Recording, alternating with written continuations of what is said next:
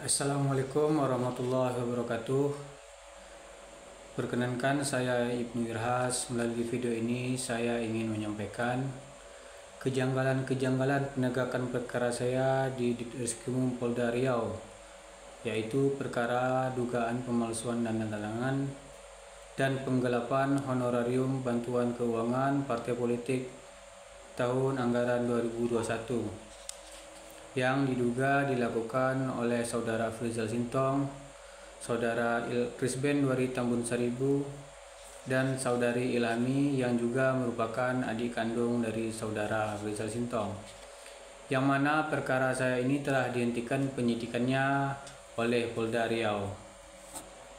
Seperti yang telah saya sampaikan di atas, kejanggalan-kejanggalan yang saya alami dalam penegakan perkara saya ialah bahwa sesaat setelah gelar perkara naiknya ke tahap penyidikan pada tanggal 14 Desember 2022, salah seorang penyidik mengatakan kepada saya bahwa sudah ada calon tersangkanya di perkara saya ini.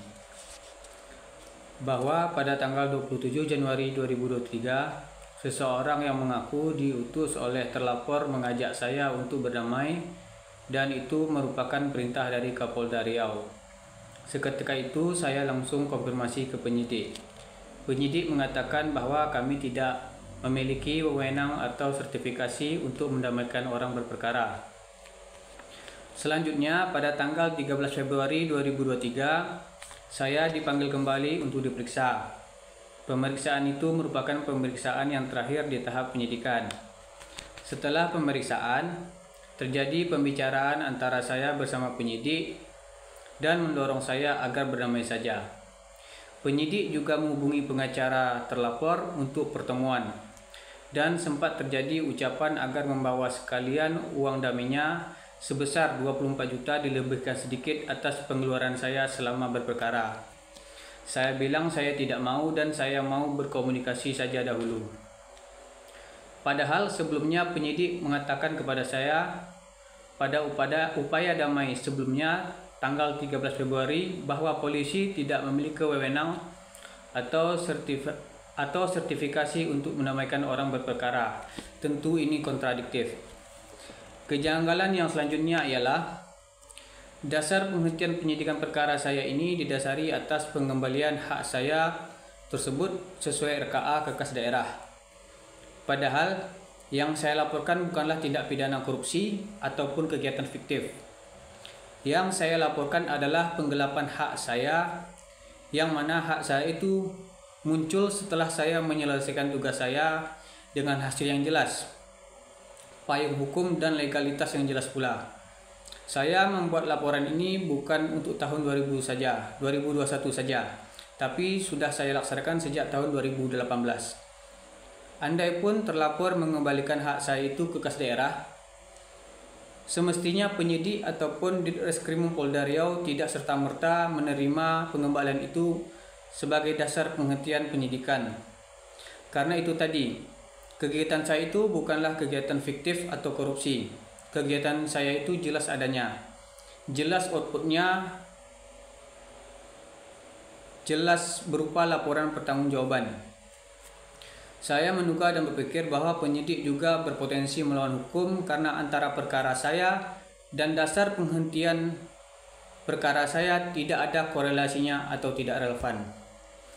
Yang terakhir, pengembalian hak saya itu kas daerah secara tidak langsung membuktikan bahwa mereka memang belum membayarkan hak saya atau saya belum menerima hak saya serupiah pun, sebagaimana yang telah terlapor gaungkan selama ini, bahwa dalam berbagai sumber sejak konferensi pers tanggal 28 September 2022 hingga dari pesan WhatsApp Saudara Afrizal Sintong yang telah saya simpan, terlapor mengatakan bahwa saya telah menerima hak itu atau telah dibayarkan. Saya menduga pengembalian hak saya itu ke kas daerah hanya sebagai alasan untuk menghapus pidananya yang telah terjadi ataupun menganulir pidananya. Intinya ialah ketika saya tidak mau berdamai, ketika saya tidak mau menerima hak saya 24 juta, maka perkara saya dihentikan. Padahal jauh sebelumnya saya telah meminta secara baik-baik kepada Sekretaris dan Bendahara, tapi mereka tidak mau membayarnya dengan berbagai alasan sehingga saya harus menempuh jalur hukum. Bukti-bukti saya lengkap dan bisa saya pertanggungjawabkan. Demikian video ini saya buat yang saya tujukan kepada Presiden Joko Widodo, Pak Mahfud MD, dan Pak Kapolri khususnya, dan seluruh masyarakat yang mempunyai kepedulian tentang tegaknya keadilan dan hukum. Karena saya sudah tidak bisa lagi berjuang dan mengikuti proses hukum secara prosedural. Ketika kami masyarakat biasa mempunyai masalah dan kami merasa ada hak kami yang dilanggar, kami membawanya ke polisi berharap permasalahan kami ini selesai secara berkeadilan. Tapi yang terjadi adalah sebaliknya. Saya telah dijadikan tersangka atas dugaan pelanggaran Undang-Undang ITE yang mana kontennya berisikan sebuah kebenaran atas hak saya yang belum diberikan. Saya juga ditangkap oleh Polres Rokan Hilir atas laporan saudara Afrizal Sintong, Bupati Rokan Hilir pada tanggal 30 Mei 2023. Istri saya pun juga terkena imbasnya, diberhentikan dari pekerjaannya di lingkungan Pemkab Kabupaten Rokan Hilir oleh saudara Afrizal Sintong selaku Bupati Rokan Hilir.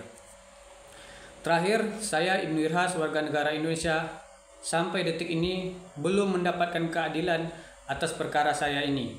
Saya berharap perkara saya ini dibuka kembali dan diproses secara profesional dan adil. Apabila saya bersalah, tegakkan hukum kepada saya. Tapi apabila mereka yang salah, tegakkan pula hukum kepada mereka. Demikian, wassalam.